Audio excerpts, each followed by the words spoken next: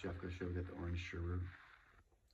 And something that happened to change everything. Sam got sick, he had to quit work, and Debbie had to adjust her schedule in order to take him to all the doctor's appointments. So of course they started spending much more time together. Perhaps it was that, or maybe it was facing a serious illness together, but they began to open more with each other. They started to talk about their feelings and how things had changed in the relationship. They discussed what they missed of each other and why they stopped talking. Debbie soon realized that she had shortchanged Sam. Through her rekindled communication, she found a renewed aspect for him. She knew that she hadn't become shallow. They become superficial in how they related to each other. Debbie and Sam actually became excited about getting to know each other again. They spent much more time together and they discussed everything. There was a lot to catch up on and they enjoyed the catching up. They even started having sex again.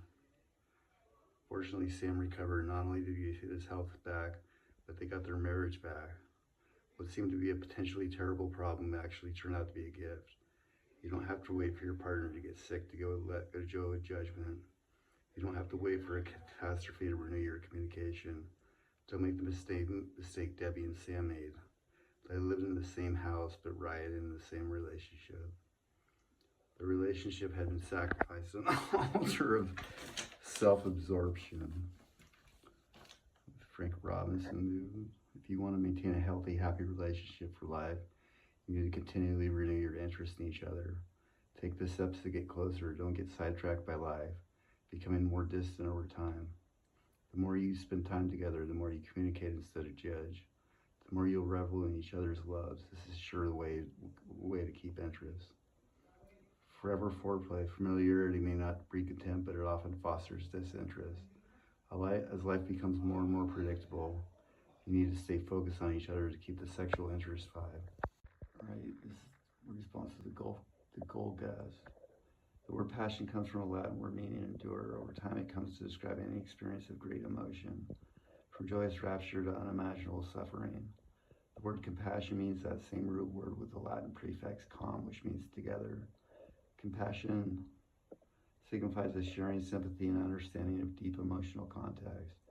Compassion is the heart of a healthy love relationship. There's nothing that brings the spirit of two people together like the genuinely shared experience of intimate love. This connection of spirit allows the couple to endure together and support each other through hardship and joy. Passion is the experience of mind and body, while compassion is the desire to connect heart to heart. A spiritual connection is the radiant of all expressions. The connection happens on all levels: emotional, intellectual, sensual, and sexual. It's a powerful resonance that emanates from one soul's recognition of another. I remember Vivian DeSilva at the Silver Dollar. This is the best kind of relationship, and it engenders the absolute best kinds of sex. When you have the kind of union, intercourse becomes much more than physical pleasure. It's alive with waves of appreciation and bone-tingling love. When the joy is centered in the past, not just the genitals, there's nothing else to like about it. What does it take to create such a depth of feeling? To find the answer, we need to look once again at the 3 R's of respect, reciprocity, and real communication. With Angelina Ash, these are the things that have been the greatest impact on your sexual experience. It's very difficult to be sexually attracted to someone you don't respect.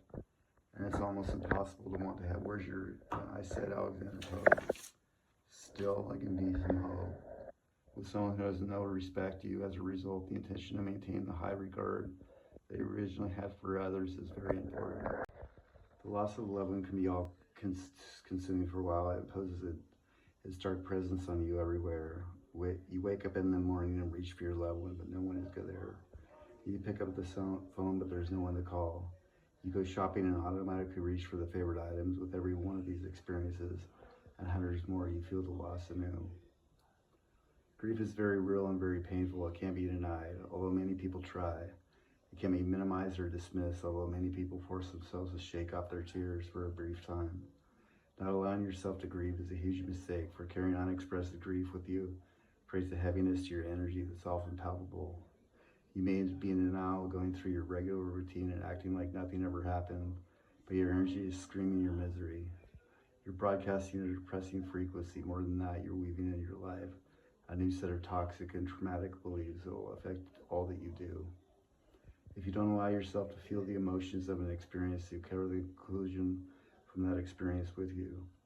Once in place, these conclusions work their way into the beliefs, thoughts, and behaviors and consciousness, generating dark frequencies your residency.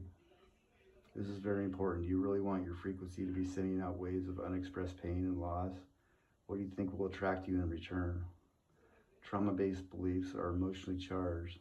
One common toxic conclusion that springs out of the grief of broken love shock is love is unsafe. If you don't allow yourself to experience your grief and release it, you thought the potential love will be threatening to you.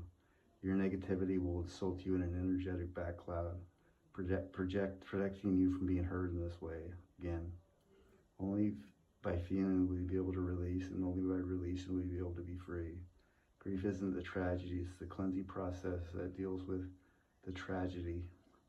In time, it helps you turn your pain into knowledge and even power.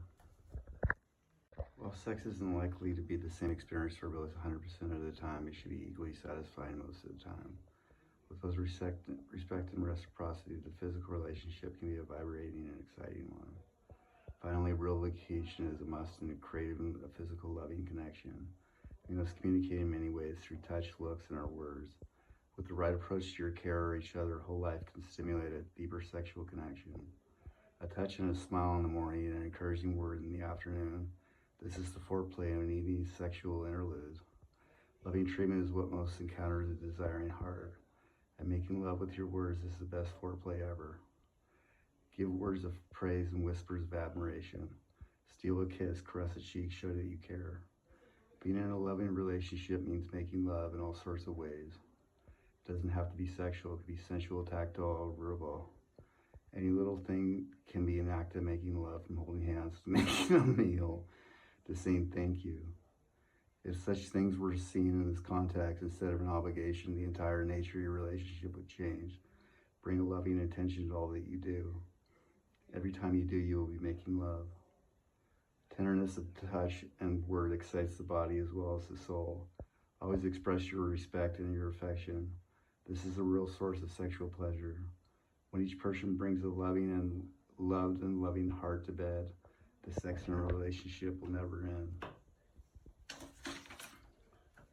Saying goodbye. Learn to stand alone, securing your own virtues and self-worth. Your emotional makeup is like a garden. There are wonderful flowers and difficult weeds. You have to get down in the dirt and pull the weeds, although it may mean getting dirty messy. Even if those weeds are prickly and painful, you have to deal with them or they'll take over your emotional life. And all you have is this tangled, ugly mess where no beauty can grow. Grief is one of those weeds, a big one. If you think you can end a relationship and never deal with the pain, don't be surprised if not much good grows in your life afterwards. In fact, your intention to deny your pain and pretend nothing happened could actually backfire and turn your grief into an obsession. I had a client named Diane who left a verbally abusive relationship after 4 years. After nearly 2 years of dating other people with nothing to turn out well, she came to talk to me about a relationship experience. When I asked her if she allowed herself to grieve over the loss of that 4-year relationship, she made it clear that she hadn't. What was there to be said about it? He was so awful, I should have been glad to be away from it. In spite of the cavalier statement, Diane found herself thinking about him much more, even though it had already been 2 years since their breakup. She still felt angry and hurt, angry about the way he treated her, yet hurt that he never tried to get back together with her after she'd left him. She often wondered what he was doing now and if he had found someone new. Although she stuffed her emotions down and said she wasn't sad, she couldn't stop her thoughts from going back and reviewing the whole experience over and over again. She became obsessed. What she hadn't done but needed very much time to do was to allow herself to truly feel her feelings, both her anger and her grief. She had to acknowledge that she truly did experience a loss, such a relationship in which she placed her hopes. Of course, this wasn't a relationship that she really wanted, but it did represent something positive to her. He may have been a cad, but he also had other qualities she liked. or else she would not have got involved with them in the first place. Stay with the pain and see it through. No matter how tempted you are to run away from it, don't deny or minimize your grief. Grief, like anger and other emotional weeds, only gets bigger if left untended. In time, you may find that you have twice as much getting out of the grief than you would if you had to deal with it right away. And you'd be forced to do even more work, realigning your thinking after the new traumatized thoughts have taken hold. Don't be afraid of your pain. Instead of running away from it, let yourself sit with it and breathe into it. You're performing a sort of emotional surgery on yourself, and the only way to get rid of the pain is to go inside, see it, feel it, and then bring it out. Talk, cry, or write it out loud. Move it out. Don't hurry through your grief. It will take you however long it takes you with Addison Black. You're the one who has to live with the energies that you carry. Don't let others rush you into denial. Morgan Wade. Having said that, it's also very important not to turn your grief into obsession. Some people actually redefine themselves by their loss. The emptiness is so all-consuming that it eventually takes on a life of its own. This is especially true if they've previously been defining themselves by the relationship. Allow yourself to grieve when you feel the emotions come up, and permit yourself to let go when you feel the timing is right, like Kenner Sunderland. With enough expression, you should start to feel yourself letting go more and more. After a while, you'll begin to see some balance in your reactions. Separation skill number 2. Express your anger appropriately. Closely tied to the energy of grief is the energy of anger. In fact, having anger is naturally part of the grief process. You can't be in a relationship without ever experiencing something to get angry about. You can leave a relationship for once and all without getting angry. Living with an unexpressed anger builds the same results that living with unexpressed grief. Nothing is quite as devastating as loss of a loved one. Whether through a breakup, divorce, or death, losing someone you truly love can be one of the most stressful and traumatic experiences of your life. Even if you're the one making the choice to move on, the decisions to do so can be fraught with difficulty and discomfort.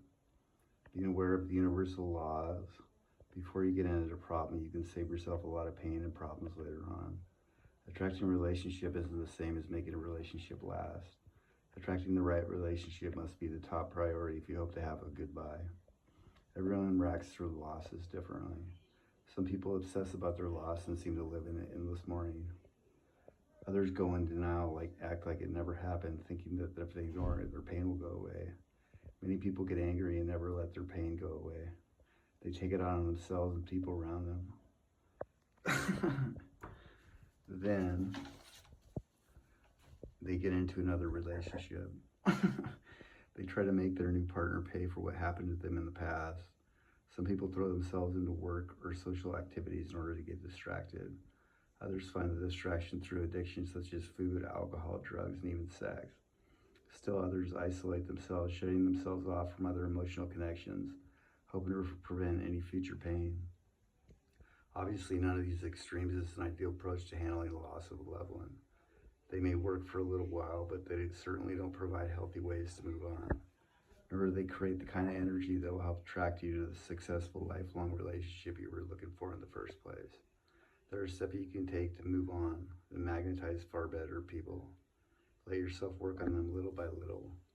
Letting go of a relationship takes time, but if you follow each of the following steps, you'll be able to create a new energy and a new life. Separation skill number 1, allow yourself to grieve. Grief is one of the hardest things to deal with in life. People intellectually acknowledge their loss, but they often don't know what to do with their feelings about it.